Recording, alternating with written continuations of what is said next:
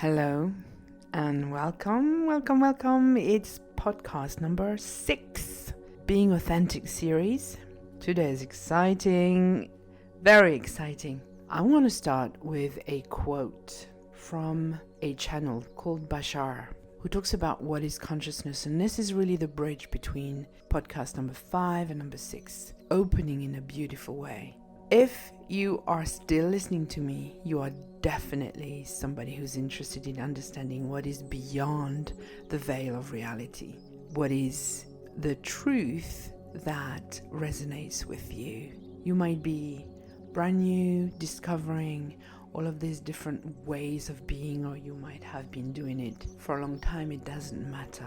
We can always go deeper into our practice, and we can always open up to the present moment. So, Bashar, in an interview with Kevin Moore on the Kevin Moore Show, a YouTube channel, explains what consciousness is. And I thought it was very interesting. Consciousness is self-awareness, self-reflection. In order for you to know that you are you have to have something else to compare it to. Without the concept of another, you wouldn't have a concept of self. For consciousness is literally self-reflection, self-awareness. The ability to know the self by knowing what is not the self. So you have decided in this here and now to play the game of forgetting who you are, because you have to forget who you are in order to remember who you are from a new point of view. You have to wipe the slate clean in order to have a truly new experience. I need to play that game because if you exist in a timeless change, there is no change. There is no growth. There is no discovery. So you play the game of imposing on yourself these kind of blinders to forget that you're an infinite, eternal, all that is. So you can play the game of not being all that is, explore and discover new perspective of yourself. And that's what allows all that is to grow and expand forever and ever and ever. It never ends. Let's just breathe that in. Really breathe it in. Let it go deep into your heart and see how that resonates, how that feels. We have come here and forgotten who we are in order to play that game of life in a third dimension. And on a good day, you go, yeah, that's fine. Yes, I kind of feel it's right. Yeah. And on a bad day, you might feel like, oh my God, what the flip? Why? Why did I choose to come down here? Because let's face it, this third dimensional world is not easy with all the polarities and the temptation of believing in life as it seems to appear in the outside world. It takes a lot of wisdom to live it from the inside out. And we've already explained a lot about how to relate to circumstances in a different way, if you choose. Let's remember one very important thing. This is the place of free will. Nobody can ever force and coerce anything onto you. So we have the choice. We have the choice at all times. And one of the amazingly important tools that I discovered that really broadened my mind, really opened up something in my heart, is the work of David Hawkins. I will read from my book, What Discovered About the Map of Consciousness. It's an amazing map. He was an infinitely spiritual person. If you listen to some of his work, he was very spiritual and fun, so much fun. It's very striking how humble he was. He went to a kinesiology workshop and was trained into muscle testing. So he started using that as a tool and was very much inspired to start muscle testing human emotions.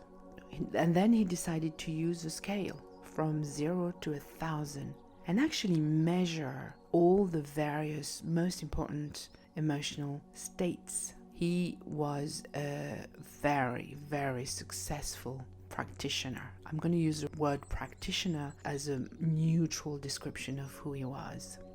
Incredibly successful. So he understood the human range of emotions very well. And in his book, Power versus Force, he explains what he calls the map of consciousness with his scales from 0 to 1,000.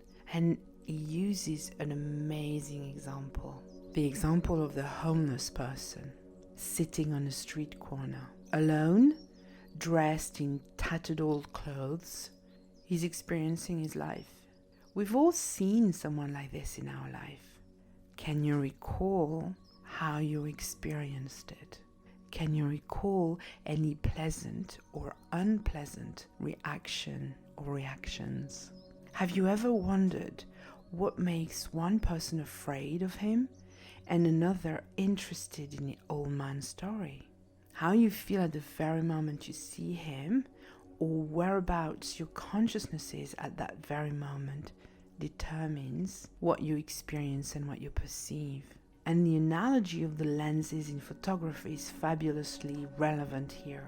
When you add filters to a camera lens, it alters the photo, and that allows special effects in color, visual clarity or blur, and many other effects. We'll see this man living his life through our own filters. And most of us are convinced that this is the truth. We are completely attached to what we see as the absolute reality. This is in chapter 7 called Namaste, and I'm on page 163 of Let Be Let Love. There is no such thing as absolute reality in the visible world. I think that this is more and more clear after the podcasts that we've gone through. Hopefully some of the explanations have started allowing you to detach ever so slightly, if that's what you want, from what you call reality, and understand that it's a two-way thing. At the lowest level on David Hawkins' scale, the experience is perceived via the shame filter, and that's on his scale, that's number 20. So the homeless person will be seen as shameful, with no self-respect. How can he live like this, one might wonder, at this level? This might conjure up feelings of contempt and humiliation in some people. At the next level, number 30, the experience is perceived via the guilt filter. Some feel that it's his fault. He will be blamed for his condition. He will stand as the symbol of evil in our society, the proof that the system is not working. At the next level, 50, the experience is perceived via the apathy filter. Some will feel that he's not doing anything to change his situation. They will condemn him or the state for being powerless, resigned, and hopeless. At the next level, 75, the experience is perceived via the grief filter. There will be a sense of how tragic this poor man is, which might be disdainful for some, while others will feel regret and or despondency. At the next level, 100, the experience is perceived via the fear filter. Some people will feel that it could be a threat to themselves, society, or even to himself. It might create anxiety and the need to have him removed or even punished. At the next level, 125, the experience is perceived via the desire filter. Desire, operating through the ego, is of a lower level as it is fueled by polarity and an excessive pull to change in order to compensate an imbalance which, according to David Hawkins, in this case, contains disappointment, craving, denial, and enslavement.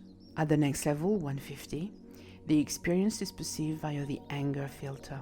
Some people will feel angry that such conditions still happen in the 21st century in the so-called rich Western world, or they might hate him for being there. At the next level, 175, the experience is perceived via the pride filter. Pride, stemming from the negative polarity, is ego-based. There will be a sense of scorn and indifference in some. Doesn't he have any pride to be like that? According to David Hawkins, 75 to 85% of the population was living below the 200 level in 2005. That gives us a very interesting picture of our world, because the level 200 is when there's a shift from the quote-unquote negative into the quote-unquote positive. And I'll just read a very interesting quote from David Hawkins, who says, "Powerful patterns are associated with health. Weak patterns are associated with sickness. Every thought, emotion, word, and action has one pattern or the other. Every moment of our day we are either moving towards health or sickness." That's very, very interesting, because it is changing rapidly now, our level of consciousness as a race, as a planet. So the next level, 200, is where we move into the positive, as we've said. At this level, the experience is perceived via the courage filter. Some person will just wonder what he's doing there and what alternatives he might have. At the next level, 250, the experience is perceived via the neutrality filter.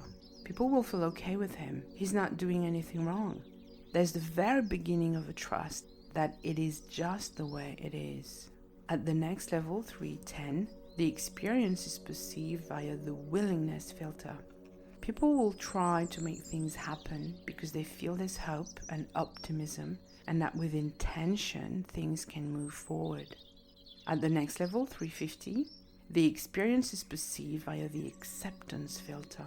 People will not feel threatened, and they will accept that this person has a story which has led him to where he is. They might have a deep desire to help him. It's easier to forgive from this level. And this is where we start to embrace the four main concepts of mindfulness: acceptance, non-judgment, awareness, and the present moment. At the next level, 400, the experience is perceived via the reason filter. People will have the wisdom to recognize that there's a justification as to why this person is having this experience, even though they might not have a clue. They will also be aware of the societal responsibilities, and they might engage in a conversation with him to find out. At higher levels, David Hawkins further shares that the old man begins to look not only interesting, but friendly and then lovable. Perhaps we'd then be able to see that he was, in fact, one who had transcended social limits and gone free. A joyful old guy with the wisdom of age in his face and the serenity that comes from indifference to material things. This is a direct quote from his book. Above 600, he's revealed as, quote, from Power versus Force, our own self in a temporary expression. So, of course, some people would rightly argue that the experience of homelessness is not at all joyful, but extremely hard and quite tragic. Yet again, some can confirm that when it was probably the most challenging experience they went through in their life, it was also the most life-changing. Neil Donald Walsh and Joe Vitale are two well-known authors who experienced it. And even though they attest it was incredibly painful emotionally and physically, it resulted in a tremendous shift in their inner beings. And two quotes from them, amazing quotes. Neil Donald Walsh, "Your soul doesn't care what you do for a living, and when your life is over, neither will you." How amazing is this? Joe Vitale, a quote from Zero Limits. "I went on to explain that there are at least 3 stages to life, beginning with you as a victim, then moving on to you as the creator of your life, and ending, if you're lucky, with you becoming servant to the divine." How amazing is this? Really, the conclusion is that nobody can really ascertain somebody else's truth. We can only project through our filters and assume. So just to go back a little bit, at the 500 level, the experiences are perceived via the love filter.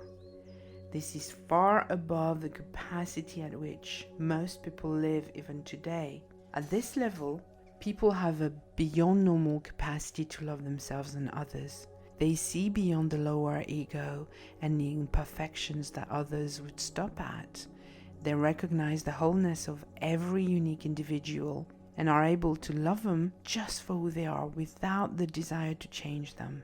Beyond this level, David Hawkins explained that possessions and worldly needs become irrelevant, which is why true teachers neither seek nor desire material gain.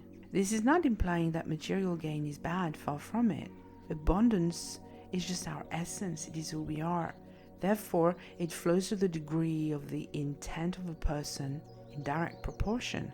The common denominator here is that beings at this level do not define themselves through material gains. They use them for what they are, no more nor less. At the next level, 540, our experiences are perceived via the joy filter. Beings at this calibration and above experience life from higher levels of consciousness where they do not identify to the worldly attachments, traumas, and lower ego-centered definition. They can see through the veil of the ego and reality and find joy in everything. They totally experience life from the heart. Not only are they connected to something bigger than who they are, but they know that they are the very essence of it. At the next level, 600, our experiences are perceived via the peace filter.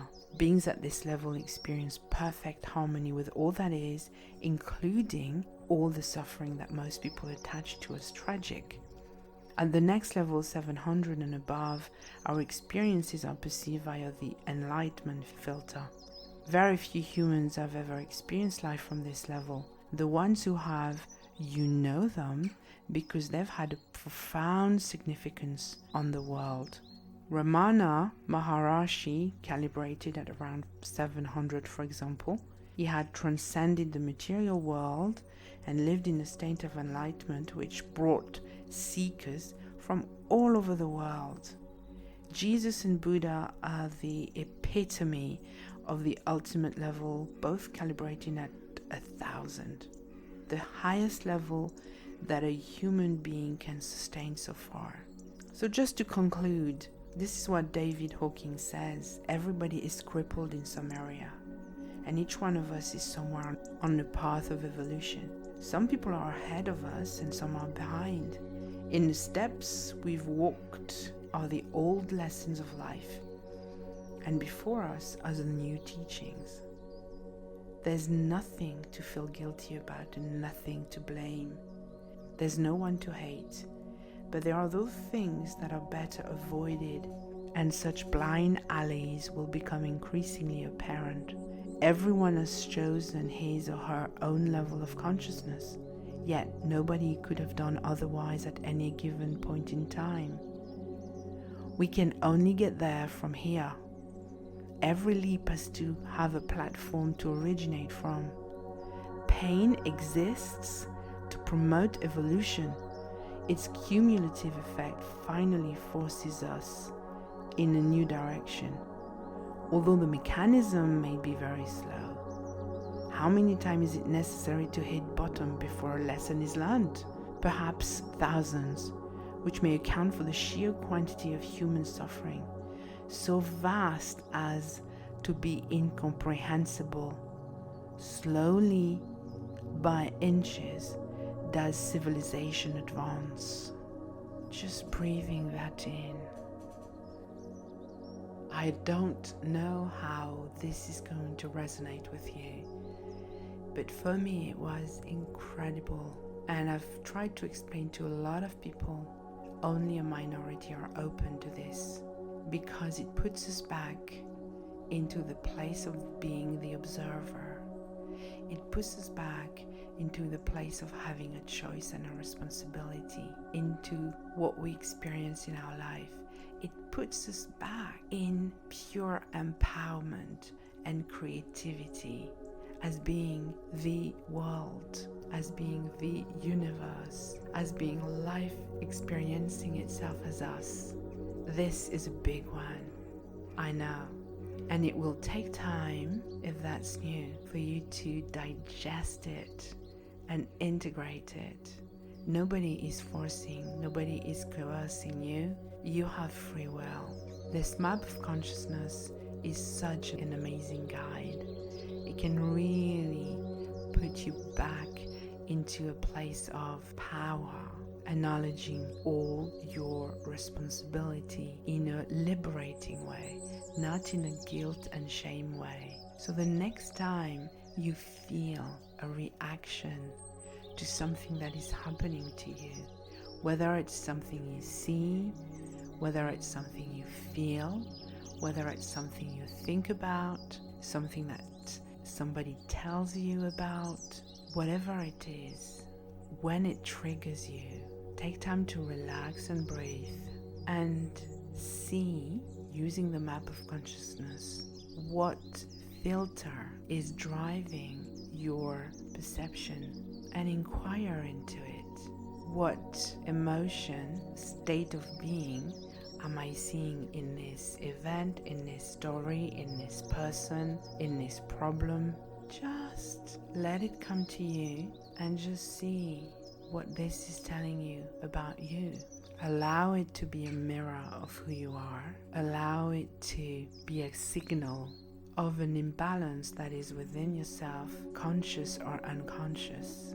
Allow yourself to become self-aware and remind yourself of what Bashar magnificently explained as to how we need, in order to know who we are, to realize what we are not and compare ourselves to others. But obviously when we say compare ourselves to others in this frame of mind, it really is from the neutral observer point of view, not from the lower ego, comparing myself to somebody else and feeling that I'm less than, that I'm not as beautiful as, I'm not as clever as, I'm not as experienced as. This wouldn't be a constructive feedback. There is no right, no wrong.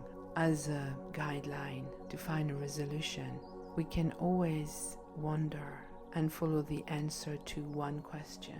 Which way is bringing me closer to my essence? Which way is taking me away from it? So when you find yourself in the midst of a reaction and you've identified what level you're at through the map of consciousness, remind yourself whether this is taking you closer or moving yourself away from the truth, the essence of who you are, and act accordingly. Make a new choice.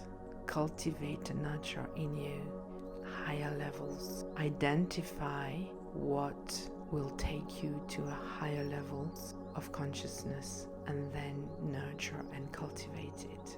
In order to practice this, the next 2 podcasts will be looking at what it means to be emotionally mature, and we'll give very, very specific examples of the difference in how we relate to the quote-unquote negative events, stories, and how to relate to them, to perceive them, to experience them from a more neutral, a more emotionally mature way. So until then, I'm sending you virtual hugs, lots of love.